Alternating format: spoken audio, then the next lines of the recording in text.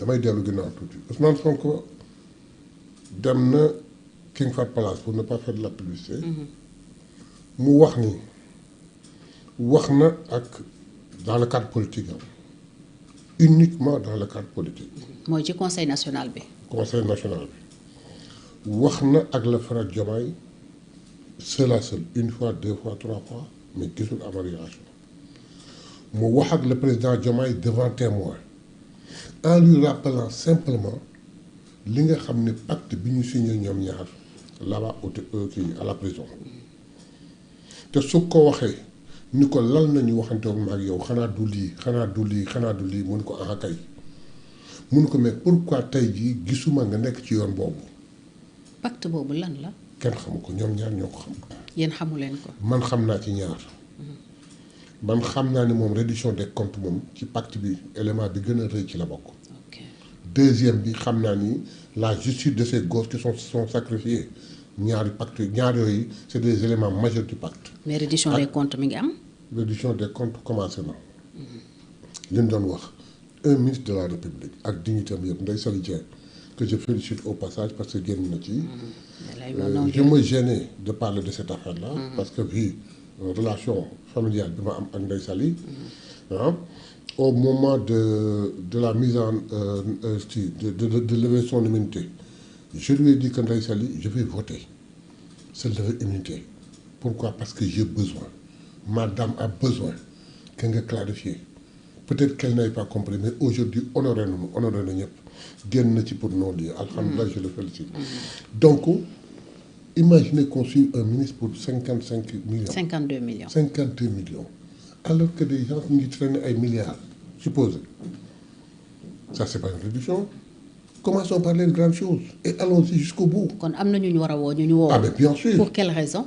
ah je sais pas lu tax woowuñu leen. personne ne le sait. le parquet et le maître des poursuites. non attendez le parquet dans cette affaire là da nga koy jox. instruction.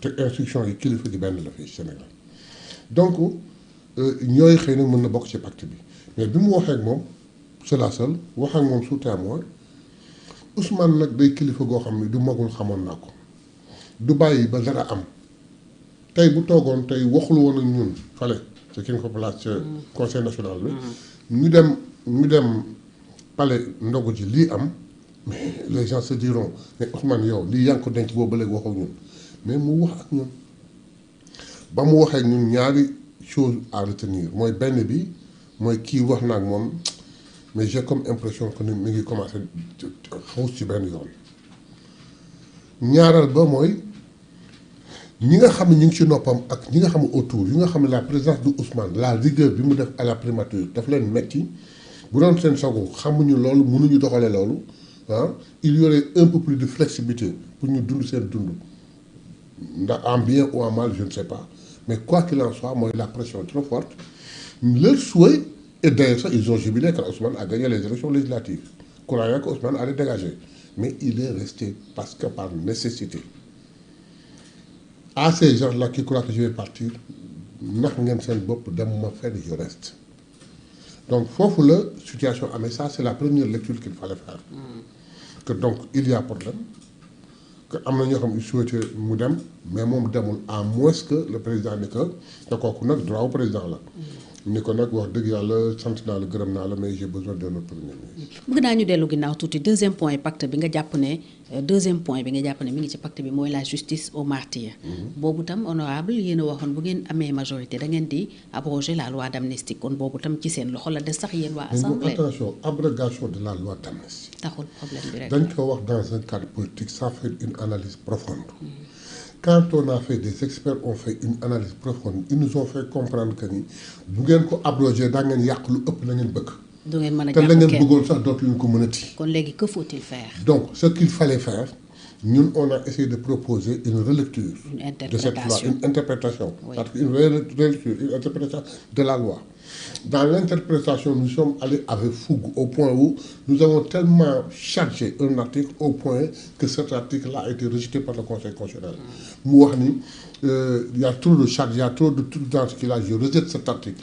Il n'a pas rejeté le projet de loi. Oui. Il a rejeté l'article contrairement à ce que les gens disent mais ñun dafa am lu ñu taxoon a jóg ñun ñu defaral suñu bopp yaakaar ni fii lañ ko mën a jaare pour mu leer ñu ñëw conseil constitutionnel wax ni sur les 3 articles rejeté naa benn bi mais dans ces considérants lan doon wut conseil constitutionnel dafa ñu ko jox dafa wax ni nécessaire lu woon sax ngeen di def lii bu fekkee lii ngeen ciy seet parce que cette loi ne protège ni ceux qui ont tué ni ceux qui ont torturé mais ñun la ca des même bu rejeté woon toute la loi ñun arrivé nañ ci lan amoon c'est le constitutionnel qui a parlé la police. kon léegi lan la président war a def ci loolu lu mu deful.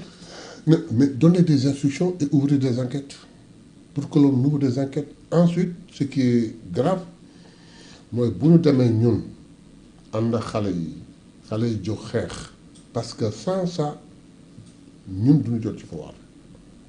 mais ministre Ousmane Diagne waxoon na ni les enquêtes sont en cours. très bien ba ñu am ñu ci déglu woon sax. très bien mais dafa taxaw.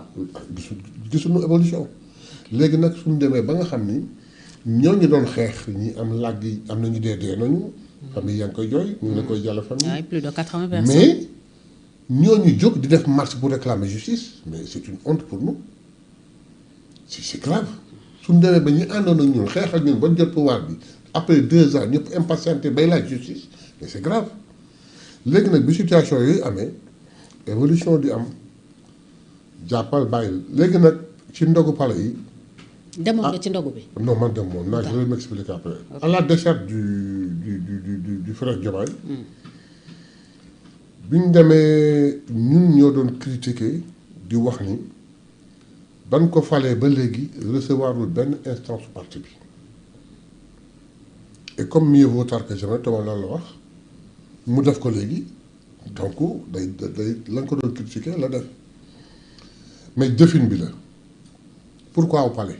ñun on l'a toujours refusé on l'a toujours fait sujet il pouvait le faire ailleurs man nag mooy poser la question tout de suite ndax dem nga je dis demuma parce que lii am tey mag day toog di gis lu bare lu gën a dul gis ñu gis ni mën na indi jafe-jafe ñun magi Pastef ñëpp mën a jóg ñu mandaté nu man ak àll ak yenn député xale yoo xam ne ils nous ont contacté pour ñu jóg ci lii bala muy dem dans la discrétion kenn yëgul ñu jóg di dox pour président pour le frère Diomaye bañ a rater le 8 parce que ñun xamoon nañu bu rater le 8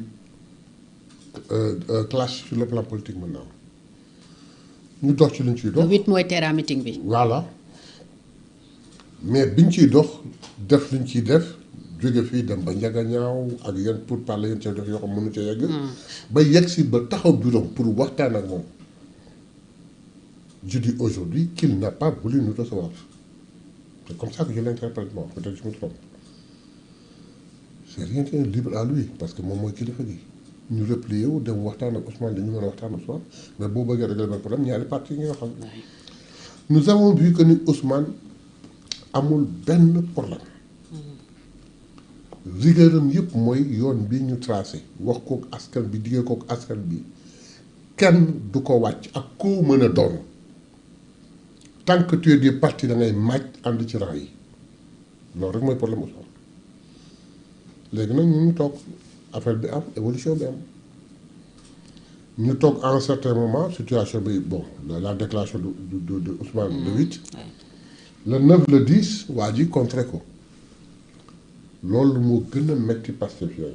mooy ci communiqué bi. Ousmane wax dans le cadre politique di sa kilifa ci cadre politique nga ñëw taxaw contredire ko c'est ça qui a fait très mal. def Aminata Touré superviseur. bon coalition Diomaye président. c'est pas simplement ça. koo xam ni dañ koy joxañ ci biir dañ ko mbir daf ko épinglé jusqu'à preuve du contraire c'est gênant. xanaa dossier boobu tam bokk na ci différent yi. li tax xëy na mais certainement ñu ci. léegi li wóor boobu mooy biñ ci waxtaanee Ousmane xam ni njaboot gi compréhension bi des na. ñu dem seeti ko bureau politique waxtaan ak moom amul sans gants il nous dit exactement tout ce qui s'est passé bi mu waxee exactement tout ce qui s'est passé nit ñi réagir. ñu ni bon est-ce que du ñu def délégation dem seeti le frère Diomaye il dit je n'y vois aucun problème. C'est très normal, je n'y vois aucun problème. Mais nag, ils sont allés dans l'esprit d'une médiation. Dans ma compréhension d'une médiation, day am différent entre deux personnes qui téye lii nga dem waxtaan ak ñoom dem. Alors que fii c'est pas le cas fii dafa am yoon bu nu tracé am ku ñu jiital mu nekk ci kanam mu commencé dévier il fallait le prendre et le remettre dans le chemin. Sama intervention sur cadre boobu la woon man nag danga may mere parce que damay wax dëgg mbaa nga jàppam parce que damay wax dëgg mais li ma xalaat dama koy wax ay kuréel peut-être que ça lui a pas rapporté ça lui a été rapporté neexu ko. Deuxièmement, à la réunion de préparation bi ñu war a dem foofu à 15h parce que ñu ko war a dem à 17h man j'ai décliné une prise de parole man xam naa ne en tant que doyen su ma laajoon ñu jox ma parole mais j'ai décliné am na ñu insisté je dis non je ne le fais pas pour deux raisons parce que man su ma demee du ma wax lu neex nit ki li ma gis muy dëgg mooy am te li ma nar a wax la vérité mooy yoon bi nañ tracé yaa ngi koy wàcc mani dellu soital ci yoon bi. loolu kañ la woon. mooy bu bureau politique 17 ba. d'accord man loolu laa naroon wax. mais dëgg googu nit mën na ko gis neneen dafay mel ne dangay offensé kilifa te waxtaan na neex borom këram ça c'est un. Deuxièmement xam na moom ni ma jeexee ci Ousmane mën na jël yaakaar ni dama def prise parti pour Ousmane. ba tax na dem te comme luy yàq la boole kaak ànduma ak ñoom ci esprit bi ñuy demee. ma dem toog. jëloo kàddu. jëluma kàddu ñu waxtaan ma toog suivre mais ba ñu génnee jëlewuma lu ma neex jëlewuma lu daal sama xel. ma toog jàpp sama ñàmbur kenn waxul Cheikh Bara Ndiaye moo wax te Cheikh Bara Ndiaye bi bokkul ci bureau politique il a fait un compte rendu de ce qui s'est passé ma wax fii tey ni Cheikh Bara lu mu waxoon ca ay sa. bureau politique ba am na. Intégralement amul lu mu ci soxla lu mu sa wax am na. moom demoon na. demul woon mais xaw ma ku ko rendre compte mais il l'a fait fidèlement léegi nag ñu toogaat mu jékki-jékki il reçoit les coordonnateurs départementaux c'est normal parce que ñu ñoo doon kaas. ñu jékki-jékki mu ni day recevoir les députés magum lëndëm ku ko dajul mu daj boppam man ma soxla la bëgg éviter dara def effort yi ma def yëpp. yëngalu la defu la tu ne t'es même pas la donné la peine accordé ma 5 minutes pour ñu waxtaan. waxoon na dina leen woowu leen. dégguñu ko ba léegi nag nga jékki-jékki ba mu neex ñëw ni ma kaay ndogu man ni ndoguwuma demuma yóbbantewuma yónneewuma foofu nag danga may parce que dama dégg benn polémique ñi demul ñi dem noppi ak ñi dem wax. ñi boycotté ñëpp am mérite. ñi demul dañu am assez d'éléments pour savoir que ni duñ fa jële lu ëpp la fa bureau politique jële wala la fa coordonnateur di jëlee dem bi yàqu temps la demuñu ils ont leur mérite mais parmi les députés am na ci koo xam ni amul toutes les informations que j'ai moi au point où il se pose la question toujours man il faut que j'en ai le cœur net waxuma defuma dara mais j'irai de droit toog croiser les bras déglu sama bopp parce que su ma génnee foofu ñibbi sama kër war naa mën a def une analyse ba xam fan la jëm. kooku dafa am mérite mais am na koo xam ne mi ngi ku mel ne Maïmouna Bousso mel na Mariam Mbacké ñu ngi denc loo xamante ni nee nañu su ne ku mel ne Thomas loo xam ni kii foog ma toog les yeux dans les yeux wax ko problème bi te ñetti question ñooy essentiel nekkam ci parti bi. La candidature de Ousmane Sonko nekkam ci carte bi la candidature de Ousmane Sonko. le projet non le projet mooy nekkam ci biir parti bi. ak une soi-disant coalition entre parenthèses. ok Diomaye président. mais des trois questions amul benn boo xam ni ña fa demoon satisfaire na leen. Les réponses ont été aériennes. ambiguës. ñi fa jóge laa écho yi ma am yëpp ak ñi si ëpp réception lañ fa jëlee te nag man dans mon analyse j'ai dit qu'il a raté sa réconciliation avec le monde Pastef à la question que penses-tu de la candidature de Ousmane Sonko en 2019? Sa réponse juste et correcte, normale, était que Ousmane est mon candidat en 2019. loolu ngeen doon xaar. moom mooy yoon parce que dañ ko dénk bu doon moom kese il n'oserait jamais présenter sa candidature.